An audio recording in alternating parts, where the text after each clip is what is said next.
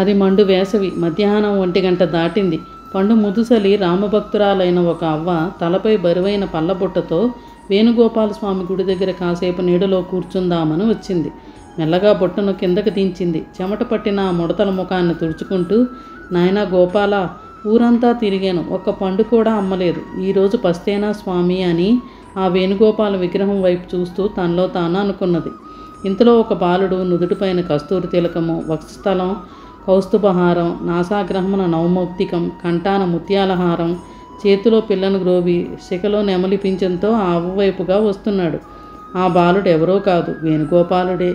ఎవరా అన్నట్టు ఆ అవ్వ అలా చూస్తోంది. దగ్గరగా వచ్చిన బాలుని చూసింది. తన్మయత్వంతో ఆ లీలామానుష రూపదాన్ని చూస్తూ, అయినా కలియుగంలో భగవంతుని దర్శనం ఏమిట్లే అనుకున్నది.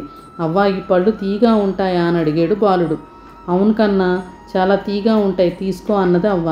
బాలుడు ఎన్ని? అవ్వ, ఎంత డబ్బు ఇస్తే అన్ని. బాలుడు, డబ్బా అంటే ఏమిటి? అవ్వ, నీకు అర్థం కాలేదన్నట్లు తల ఊపాడు బాలుడు.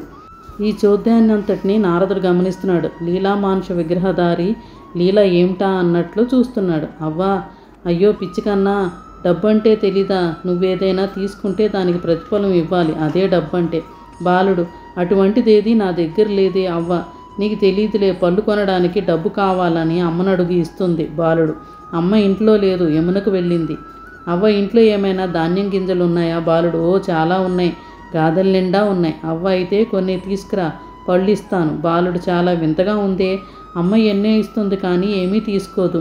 గొల్లబామలు వెన్న పెడతారు, డబ్బులు తీసుకోరు. వాళ్ళు నన్ను ముద్దు పెట్టుకోమంటారు, కౌగిలించుకోమంటారు, అమ్మా అనమంటారు. బాలుడి మాటలు అవ్వకు అంత అలసట్లోనూ నవ్వు తెప్పించాయి. బాలుడిని అలాగే చూస్తోంది. ఆమె మనసు ఏదో తన్మయత్వం చెందుతోంది ఆ ముద్దు ముద్దు మాటలకు.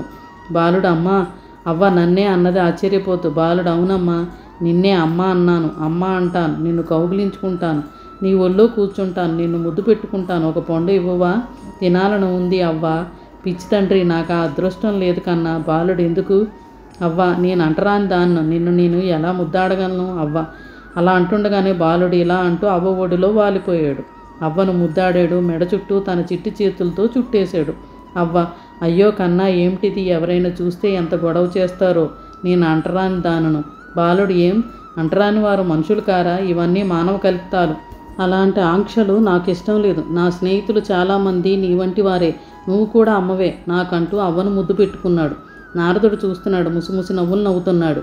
శ్రీకృష్ణునికి యశోదాదేవిలాగా, శ్రీనివాసునికి వకులాంబలాగా అవ్వ ఆ బాలుడు కళ్ళల్లో అలా వాత్సల్యంగా చూస్తుంది. తన అదృష్టానికి మురిసిపోతుంది.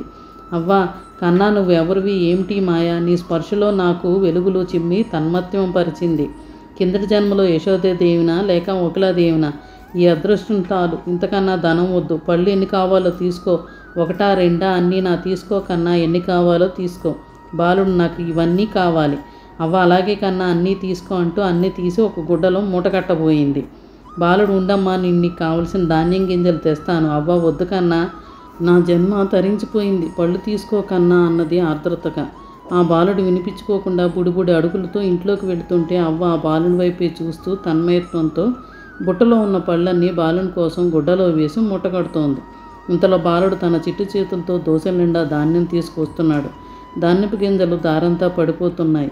బాలుడు, ఇవిగో ఇన్ని గింజలు తెచ్చాను, తీసుకో అంటూ అవ్వకు చూపించాడు. బాలుడు అవ్వను చేరే సమయానికి ఆ చిట్టి చేతుల దోశలలో 10-15 గింజలు మాత్రమే మిగిలాయి. అవ్వ అలా బాలుని దోశల వైపు, బొంగుమూతి వైపు, మిలమిలలాడే కన్నుల వైపు చూస్తోంది. నాడు యశోదాదేవికి 14 లోకాలను చూపించిన ఆ నోటిని సగం తెరిచి బాలుడు చిరునవ్వుతో అవ్వ వైపు చూస్తున్నాడు. అవ్వ ఆ గింజలను చూసి చిరునవ్వుతో బోసి నోటిని సగం తెరుచుకొని కంటి నుండి వాత్సల్య పూరితమైన ఆనంద బాష్పాలతో లీలామానుష ధారణ చూస్తూ తన్మయత్వం చెందుతూ తనను తాను మర్చిపోయి అలా ఉండిపోయింది. అవ్వ, అబ్బో, చాలా తెచ్చావు కన్నా. బాలుడు, దోశల్లో చాలానే తీసుకున్నానమ్మా, అన్నీ దారిలో పడిపోయాయి, ఇవే మిగిలాయమ్మా బొంగమూతితో అవ్వ వైపు చూస్తూ అన్నాడు.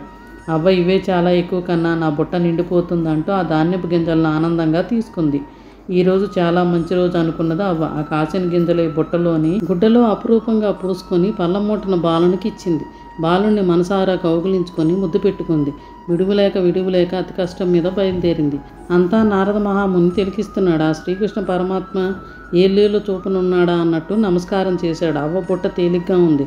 మనసు బాలుని స్పర్శతో పరమానందంతో నిండిపోయింది. నెమ్మదిగా ఇంటికి చేరింది. నట్టింట్లో బుట్టను కింద పెట్టి కూర్చొని బుట్టలోని ధాన్యం గింజలు కట్టిన గుడ్డను తెరిచి చూస్తే అందులో ధాన్యపు గింజలు లేవు. వాటి స్థానంలో గంపెడు నవరత్నాలు మణిమాణిక్యాలు దగదగలాడిపోతూ కనిపించాయి. అవ్వ కళ్ళు ఆశ్చర్యంతో నిండిపోయి నిశ్చేష్టురాలైపోయింది. ఆమె తనకు తెలియకుండానే 2 చేతులను జోడించి పరమాత్మకి నమస్కరిస్తోంది. ఇదంతా గమనిస్తున్న నారదుడు ఆ పరమాత్మ అవ్వపై కురిపించిన కనకవర్షానికి ఇది పరమాత్మ చూపించిన ఇంకొక భక్తి మార్గం అని అనుకున్నాడు.